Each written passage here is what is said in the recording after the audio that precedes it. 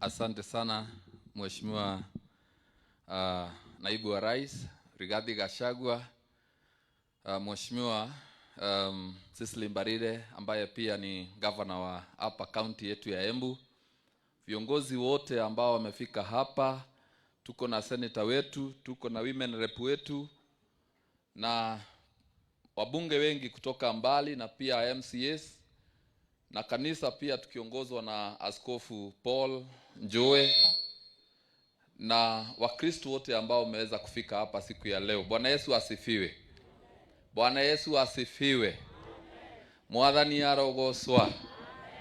Muriega muyakenu ngethia yugo ni undu wa Mwathani. Asanteni sana.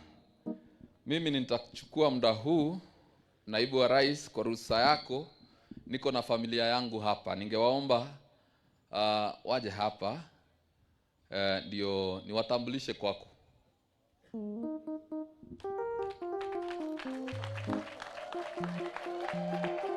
Toa.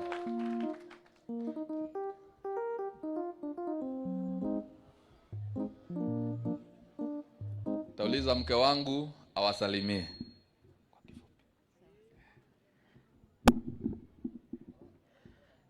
Naibu wa Rais,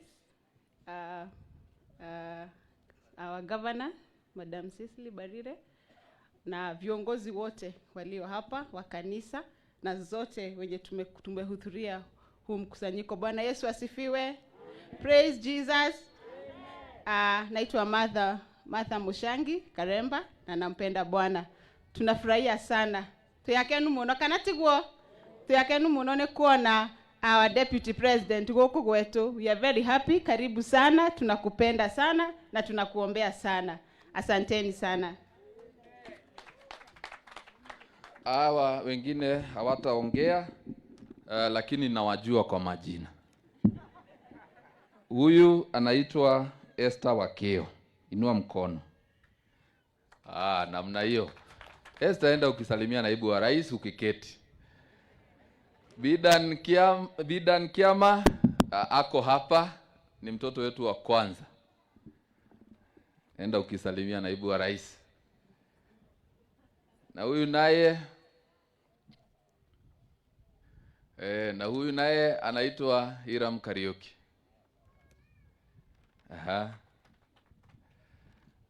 Huyu naye anaitwa Calvin Moturi. Na niko na mtoto mwingine mdogo, hata huyu ni wangu.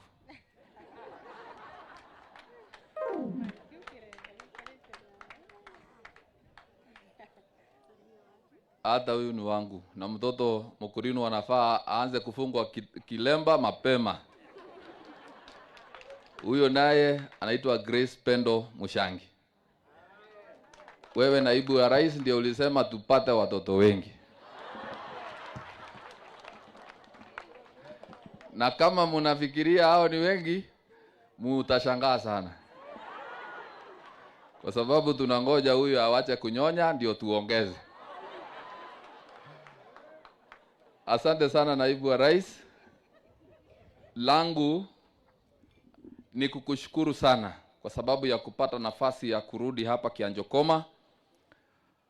Wakati tulikuwa na wewe pamoja na rais wetu, tulikuwa hapa tukifanya campaign na tumeona chini ya muda mchache sana umeweza kufika hapa tena. Tunakushukuru kwa sababu unajua tumeona unaenda kanisa zote sasa. Ukiitwa na Catholic unaenda. Ukiitwa na ACK unaenda. Ukiitwa na Full Gospel ndio huyo. Ukiitwa na Wakorino ile siku ingine niliona ulikuwa na wao.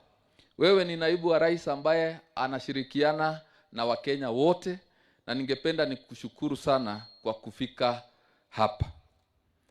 Nitasema machache alafu niwakaribishe viongozi wengine waweze kufika hapa na kuongea. Mheshimiwa Rais, Mheshimiwa Naibu wa Rais, hapa Kianjokoma ni mahali kuna wakulima wengi. Na mimi nimekusikia sana ukitetea wakulima.